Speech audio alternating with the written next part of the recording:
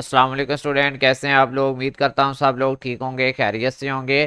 तो स्टूडेंट, आज की इस वीडियो में हम बात करेंगे CS302P असाइनमेंट 1 समर 2026। 20 नंबर की असाइनमेंट है। लास्ट डेट 29 अगस्त 2026 है।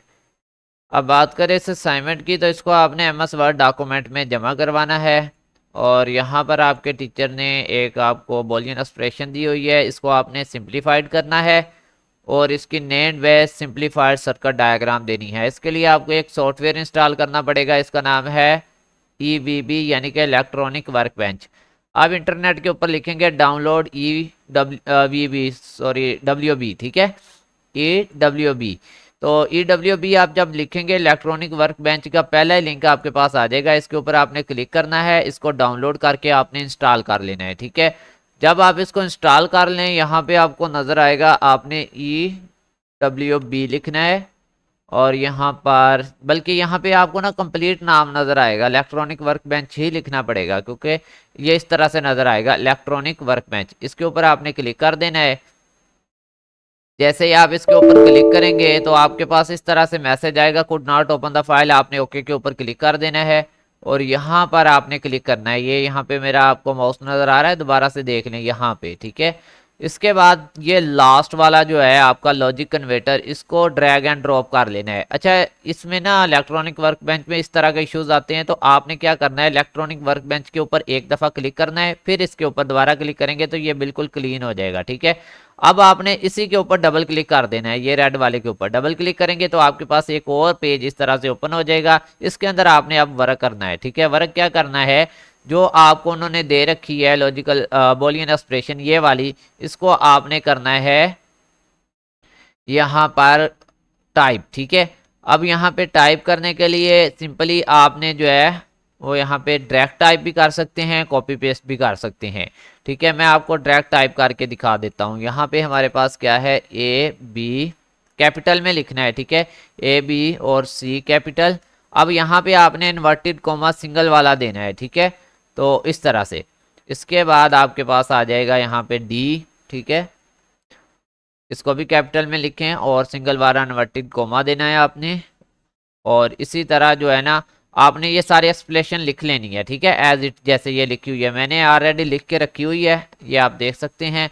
मैं इसको, अगर आपके पास नोटपैड प्लस प्लस है, इसमें लिख के यहाँ से कॉपी पेस्ट भी हो जाएगी। यहाँ पे अगर आप पहले लिख लेते हैं तो आप डायरेक्ट यहाँ पे पेस्ट भी कर पाएंगे। ये देखें, मैंने इसको पेस्ट कर लिया, ABC कोमा D के ऊपर कोमा प्लस AC के ऊपर कोमा, वैसे इसको प्राइम कहते हैं, D प्लस A के ऊपर कोमा BCD, ठीक है।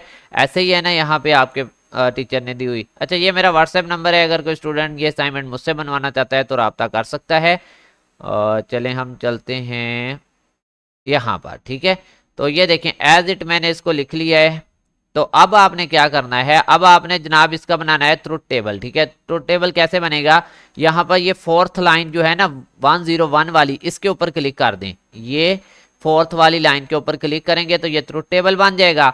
और अब आपने इसकी बनानी है सिंप्लीफाइड एक्सप्रेशन। तो इससे ऊपर वाला, ये ऊपर से अगर हम काउंट करें 1 2 3 वाला, जिसके ऊपर ISMP सिंप्लीफाइड लिखा हुआ है, इसके ऊपर क्लिक करेंगे तो ये हमारे पास इसकी सिंप्लीफाइड बूलियन एक्सप्रेशन बन जाएगी, ठीक है। अब हमने क्या करना है, अपनी असाइनमेंट को तैयार करना है। तो असाइनमेंट तैयार करने के लिए आपको एक नया डॉक्यूमेंट ओपन कर लेना है, ठीक है। और उस डॉक्यूमेंट में आपने देनी है हेडिंग, ठीक है। हेडिंग कौन सी देंगे, सबसे पहले तो आप अपने टीचर की ये वाली हेडिंग दे लें बेशक। इसको मैं कॉपी करता हूँ और यहाँ पे पेस्ट कर देता हूँ। सॉरी, ये कॉपी नहीं हुई, आई थिंक यहाँ से शायद कॉपी हो ही ना। चलें ट्राई करके देख लेते हैं। हो गया कॉपी, ठीक है। ये देखें, ये हो गया। इसके बाद और हेडिंग है आपके टीचर की, यहाँ पे वो हम निकाल लेते हैं। उन्होंने कहा submit the simplified Boolean expression, तो सिंप्लीफाइड बूलियन एक्सप्रेशन और ये नैंड बेस्ड डायग्राम, इन दोनों की हेडिंग हमने वहाँ पे देनी है। तो ये सिंप्लीफाइड बूलियन एक्सप्रेशन होगी और एज वेल को हम डेल करते हैं, जस्ट हम रखते हैं नैंड बेस्ड। ये मैं आपको प्रॉपर दिखा रहा हूँ कि आपने बेसिकली जमा क्या करवाना है अपने टीचर को, ठीक है। ये चीज़ें होगी और यहाँ पे आप हेडिंग दे देंगे सॉल्यूशन की। और अब इस पूरे को आपने कर लेना है टाइम न्यू रोमन, ठीक है। और इसको आप ले जाएंगे यहाँ पे मिड में, बोल्ड कर देंगे। इन चीज़ों को भी आप बेशक बोल्ड कर लें, ठीक है। तो अब यहाँ पे आपने सिंप्लीफाइड बूलियन एक्सप्रेशन लिखनी है। वो कौन सी है? ये जो हमने बनाई है, इसको इस तरह सेलेक्ट करें, कंट्रोल सी से कॉपी करें और यहाँ पे ला पे कंट्रोल वी से पेस्ट कर दें। ठीक है, ये देखें आपकी बूलियन एक्सप्रेशन यहाँ पे आ गई है एज वेल। ठीक है, ये आपका फर्स्ट टास्क कंप्लीट हुआ।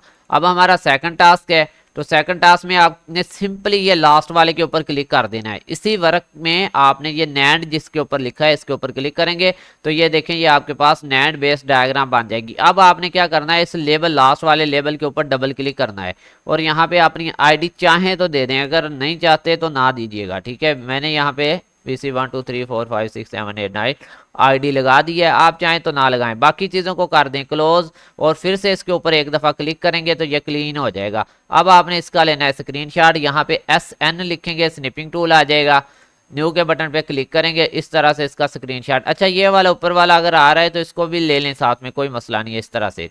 ठीक है, अब आपने ये स्क्रीनशॉट यहाँ पे ऐड कर देना है और ये आपकी असाइनमेंट कंप्लीट होगी। ठीक है, जिसमें आपकी NAND based simplified circuit diagram भी आ गई और ये आपका सिंप्लीफाइड बूलियन एक्सप्रेशन भी आ गया। अच्छा, ये रेड कलर का क्यों आ रहा है? क्योंकि इसके ऊपर हमने क्लिक किया होता है। अगर आप साइड पे क्लिक करके स्क्रीनशॉट लेना चाहें तो ये रेड कलर भी नहीं आएगा, ये देखें इस तरह से। ठीक है, और यहाँ पे अब हम कंट्रोल जी दबाएंगे और फिर से कंट्रोल वी, ये देखें।